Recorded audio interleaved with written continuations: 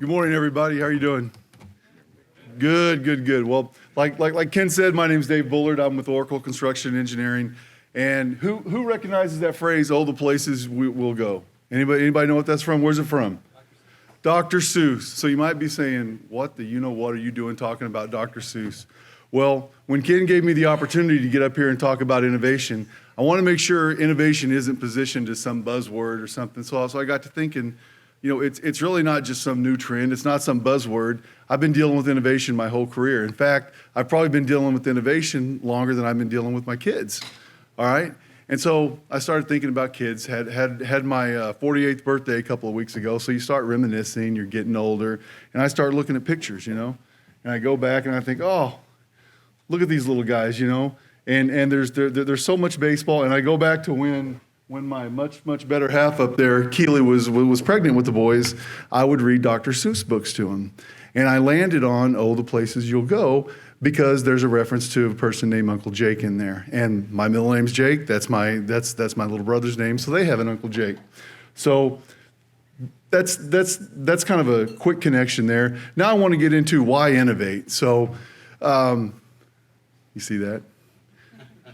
So in case you didn't know, Ken didn't mention this, but I'm from St. Louis, so I wanted to start with all the baseball background and just point out that my Cardinals are doing pretty well.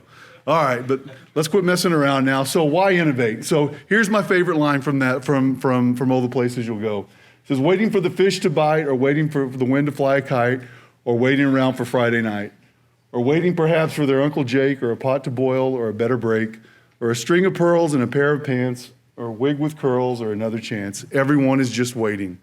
What I see with innovation is if necessity is the mother of invention, customers are the mother of innovation. Okay, and if you don't innovate, you'll lose customers, you'll disappoint constituents, disappoint stakeholders. So how have I learned this lesson? Why do I think it's such a big deal? Why do I think today is so important about innovation? Well, my first job was at Anheuser-Busch. And Anheuser-Busch used to be very, very easy. You make 5 million barrels of Budweiser, you sell it. You make 50 million barrels of Bud Light, you sell it. Rinse, lather, repeat, whatever the sequence is. But then guess what happened in the 2000s?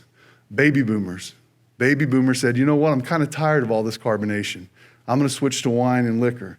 And then, so it's like, okay, we're starting to lose a generation that got us here. What about the pups? Well, thanks to Ashton Kutcher, they were drinking PBR, Natty Light, and then the ones that had a little bit of money were out drinking draft beer, or craft beer. So where did we turn? Where did we turn at Anheuser-Busch? What word do you think we embraced? What's my favorite word today? Innovation. Okay, we can do this like Moneyball. Every time I point at you, you can just say innovation, all right? So I got to be part of this innovation marketing effort, okay? So if you guys can remember Bacardi Silver, Mick Ultra, Goose Island's a local beer. Anheuser-Busch owns it now, by the way.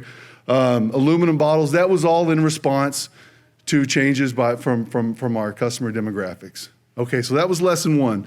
Lesson two, I go to a utility, Ameren.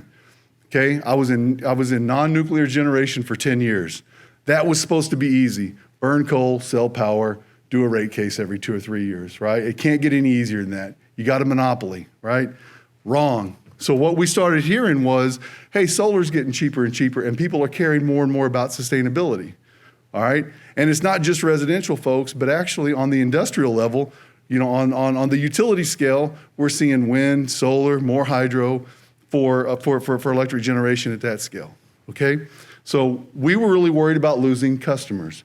And guess what else? Right after electricity generation, what do you think is the next biggest source of greenhouse gases? Transportation. Thank you very much. So we got our act together and tried to turn down the electric power industry pollution, and then here comes transportation. All right, it should be easy. You just plug in, it's more power. Nope.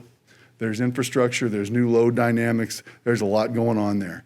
And again, we were worried about losing customers. So what did we turn to? Innovation. There you go. All right, so I got to be the project manager for the innovation action teams for a couple of years. We looked at microgrids, drones, community solar, smart cities, smart lights, electric vehicles, everything we could do to make customers think, hey, Ameren is who I need to be with. Give them more data, give them more options, okay? So that's twice, all right? So it's not just a fad, that's 20 years of innovation. So then I came to Oracle. And like an idiot, I said, I'm gonna go to a great big technology company and expect everything just to be easy and no dynamics, no innovation, because we do project management, all right? Have these traditional project goals ever changed? Who in here is involved with project management, project execution? Anybody? Okay, have those changed in your career? They have not. But what has? All this stuff on the edge. Okay, so starting up here, skilled labor shortage and talent onboarding, that's been a problem my whole career, and it's only getting worse. Okay, you start looking at supply chain, collaboration, and enhanced safety. COVID really escalated that. The supply chain issues are huge, we know about that. Safety, it used to be enough, do people have proper PPE? Now we have to have solutions that can look, are people too close? Do I have too many people in a space? Off-site construction or anywhere collaboration was dramatically accelerated by COVID. And sustainability, I bet we hear sustainability 100 times a day, okay? And not just building sustainable things, but building them in a sustainable way. So instead of coming in and saying, I know how to do projects, this is gonna be easy, now this is what we're faced with. This is what our industry is faced with. So where do you think we turn? Innovation, there you go.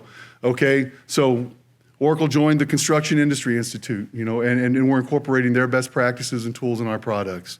We've expanded our ecosystem to bring in a whole bunch of complementary capabilities, because we can do that a lot faster than we can go buy or build everybody. And then last but not least, we built an innovation lab right here in Deerfield, Illinois, and yesterday we had 10 or 15 folks out there. So I think innovation is here to stay. Now, you might be asking, why are you even bringing this up? This isn't an innovation event. Well, it's really just to position innovation like this. And this isn't me, this is the Merriam-Webster Online Dictionary. The introduction of something new or a new idea, method, or device. So you don't have to walk out of here with an aluminum bottle or a drone or any fancy stuff like that. Just get some new ideas, okay? Looking at the agenda today, Ken does an amazing job putting together some fantastic agendas. For me, it's like stealing, getting to sit in here and listen and learn and moderate panels. So have a great day. Let me just leave you with this. Today is your day. Your mountain is waiting, so get on your way. So have a great day. Take a lot from it, and I'll see you around. Thank you.